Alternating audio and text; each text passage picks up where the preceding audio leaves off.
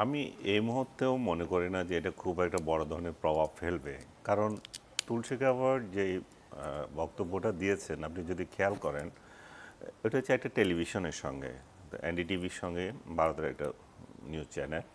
তো সেখানে তাকে ওই ধরনের প্রশ্ন করা হয়েছে যে যাতে ভারতীয় স্বার্থ এবং হিন্দুত্ববাদ যেটা দীর্ঘদিন থেকে তারা লালন করছে এবং বাংলাদেশ সম্পর্কে সাউথ ব্লকের যে সমস্ত মেন্টালিটি বা তারা যেভাবে দেখে, আপনি খেয়াল করছেন যে গত 5-7 মাস ধরে তারা বাংলাদেশে সংখ্যালঘু নির্যাতন এই ক্যাম্পেইন চালিয়ে আসছে, তাই না? এবং এটা অফিসিয়ালিও বাংলাদেশ এটা ফেস করছে এবং এই ধরনের একটা প্রোপাগান্ডা এমনভাবে তৈরি হচ্ছে যে বাংলাদেশ যতই তাদের এই ডিসইনফরমেশনের বিরুদ্ধে পাল্টা কিছু করতে যাচ্ছে, পারছে না।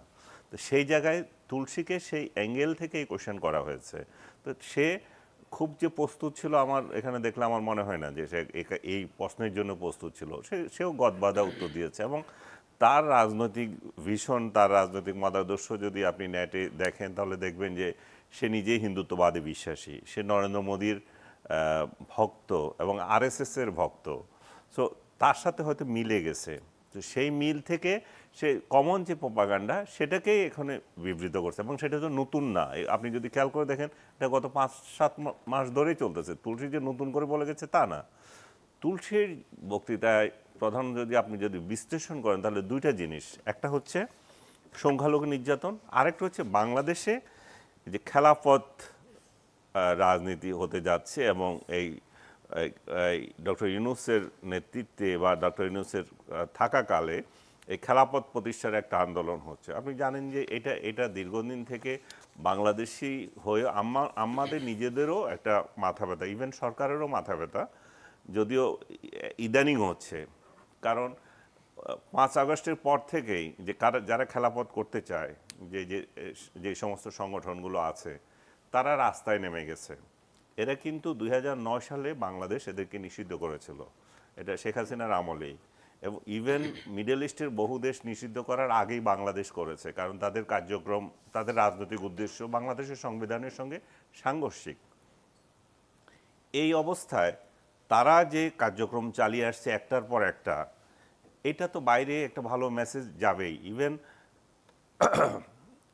আজকেও আমি একটা ক্লিপে দেখলাম স্বরাষ্ট্র উপদেষ্টাকে প্রশ্ন করছে এই যে খেলাফতের এই এবং এই যে দলটা, আমি নামটা ভুলে গেছি, হিজবুত তাহরীর। Hizb ut Tahrir. তো এদের সম্পর্কে কোশ্চেন করছে, উনি সেই প্রশ্নের জবাব দিচ্ছেন না কেন? হিজবুত তাহরীর কি তাহলে নিষিদ্ধ না? তাহলে আপনি কি নিষিদ্ধ প্রত্যাহার করেছেন?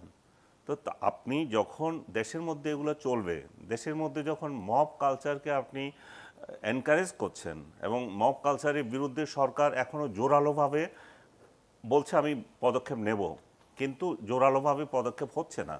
আপনি যেখানে দেখেন আপনার মাদ্রাসা মাজার পুড়ে দিচ্ছে, আপনার যে কারো যা ইচ্ছা করে যার বাড়িঘর ভাঙচুর করতে পারে। 32 নম্বরের ঘটনা তো সারা বিশ্ব দেখেছে এবং যারা সমন্বয়ক ছিল বা এই সরকারের যারা ঘনিষ্ঠ, তারাও এটাতে উল্লাস করছে।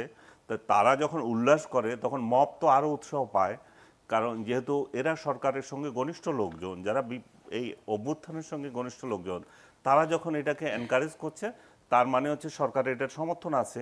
আর সরকারের যখন সমর্থন থাকে তখন মবে যারা উৎসাহী তারা আবার নেমে যাবে।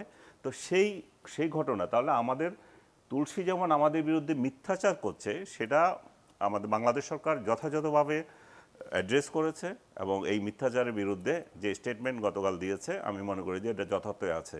কিন্তু পাশাপাশি আমাদেরকে এইটুকু ভাবতে হবে, তুলসীরা বা ইন্ডিয়া এই প্রচারণার সুযোগ কিভাবে পাচ্ছে, আপনি কি সেই সুযোগ করে দিচ্ছেন কিনা? আপনি যদি এই কালচার যদি চলতেই থাকে তাহলে ইন্ডিয়া অবভিয়াসলি এই প্রপাগান্ডা ছড়াতে পারে। বাংলাদেশে এই মব মাজার ভেঙে দিচ্ছে, মব কারো বাড়ি ভেঙে দিচ্ছে, মব যেখানে ইচ্ছা সেখানে যাতে রাস্তাঘাটের নারীর কি পোশাক পরবে সেটা নিয়ে মাথা ঘামাচ্ছে। তো সবগুলো মিলে এটা এই প্রপাগান্ডাটা ইন্ডিয়ার পক্ষে সম্ভব হয়। এবং আরেকটা যদি আপনি চিন্তা করেন আমাদের দেশীয় রাজনীতিতে এই যে তুলসীর বক্তৃতা নিয়ে কারা এত খুশি, আপনি যদি খেয়াল করে দেখেন সোশ্যাল মিডিয়া বা আদার্সে দেখবেন যে আওয়ামী ঘরানার লোকজন খুব খুশি যে তুলসী হয়েছে, না জানি সরকারের কি হয়ে যায়। সরকারের এমন কিছু হওয়ার কিছু নাই, কারণ স্টেট ডিপার্টমেন্ট, এটা স্টেট ডিপার্টমেন্টের না, স্টেটমেন্ট না, এটা কূটনৈতিক কোনো কথা চালাচালি না, এটা একজন আরেকজন সাংবাদিকের প্রশ্নের জবাবে বলেছে। এই প্রশ্নের জবাবে বিষয়টা নিয়ে এত উদ্বিগ্ন হওয়ার আমি কিছু দেখি না, এবং সরকারও যদি কালকে স্টেটমেন্ট না, এটার প্রতিবাদ না করতেন, এমন কিছু আসে যায় না। এটা মানে এটাকে গুরুত্ব দেওয়ার এবং এটাতে মার্কিন সরকারের নীতি প্রতিফলিত হয় আমি পার্সোনালি বিশ্বাস করি না।